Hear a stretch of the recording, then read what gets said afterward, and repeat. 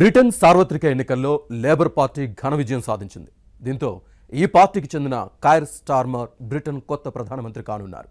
61 ఏళ్ల Keir Starmer ప్రధాని అయితే బ్రిటన్ చరిత్రలో గత 50 ఏళ్లలో 60 ఏళ్లు పైబడిన వ్యక్తి దేశ ప్రధాని కావడం ఇదే తొలిసారి.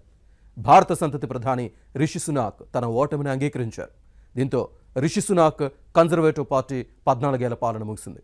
అయితే లేబర్ పార్టీ కైర్ స్టార్మర్ ఎవరు, ఆయన వ్యక్తిగత వివరాలు ఏంటనేది ఇప్పుడు చర్చగా మారింది.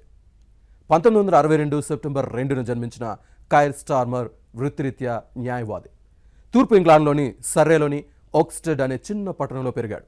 ఆయన తండ్రి ఓ కర్మాగారంలో కార్మికుడు కాగా తల్లి ఆసుపత్రిలో నర్సు. స్టార్మర్ తల్లికి అరుదైన వ్యాధి ఉండేది. ఆ కారణంగా ఆయన బాల్యంలోనే చాలా సమస్యను ఎదుర్కొన్నాడు.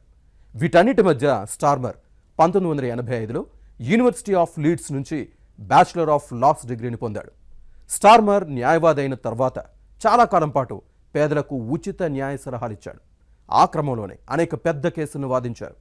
ఆయన మానవ హక్కులకు సంబంధించిన విషయాల్లో నైపుణ్యాన్ని కలిగి ఉన్నారు. ఉత్తర ఐర్లాండ్ పోలీసింగ్ బోర్డుకు మానవ హక్కుల సలహాదారుగా కూడా పనిచేశారు. 2002లో క్వీన్స్ కౌన్సిల్గా నియమితులయ్యారు. ఆ తర్వాత తన రాజకీయ ప్రస్థానం మొదలుపెట్టారు. స్టార్మర్ తొలిసారిగా 2015లో పార్లమెంటుకు ఎన్నికయ్యారు.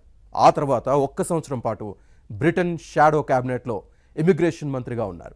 ఆ తర్వాత షాడో సెక్రటరీ ఆఫ్ స్టేట్గా పనిచేశారు. 2020లో లేబర్ పార్టీ అధ్యక్షుడిగా స్టార్మర్ ఎన్నికయ్యారు. 2020 నుంచి బ్రిటిష్ పార్లమెంట్లో ప్రతిపక్ష లేబర్ పార్టీకి నాయకుడిగా ఉన్నారు. 2015 నుంచి 2024 వరకు హోల్బోర్న్, సెయింట్ పాన్క్రాస్లకు ఎంపీగా కూడా ఎన్నికయ్యారు.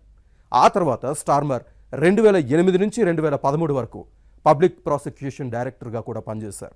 2019 సార్వత్రిక ఎన్నికల ఓటమి తర్వాత స్టార్మర్ పార్టీ నాయకుడిగా ఎదిగారు.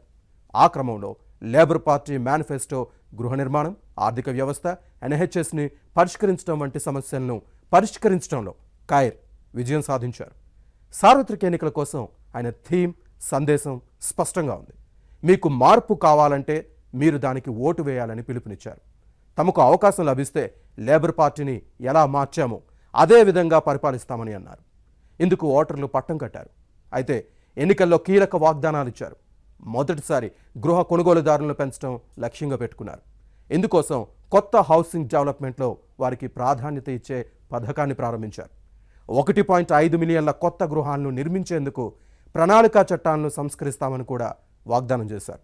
విద్య కోసం 6,500 మంది ఉపాధ్యాయులను నియమించుకుంటామని అని, ప్రైవేటు పాఠశాలకు పన్ను మినహాయింపులతో పాటు వారి జీతాలకు ఆర్థిక సహాయం చేస్తానని హామీ ఇచ్చారు.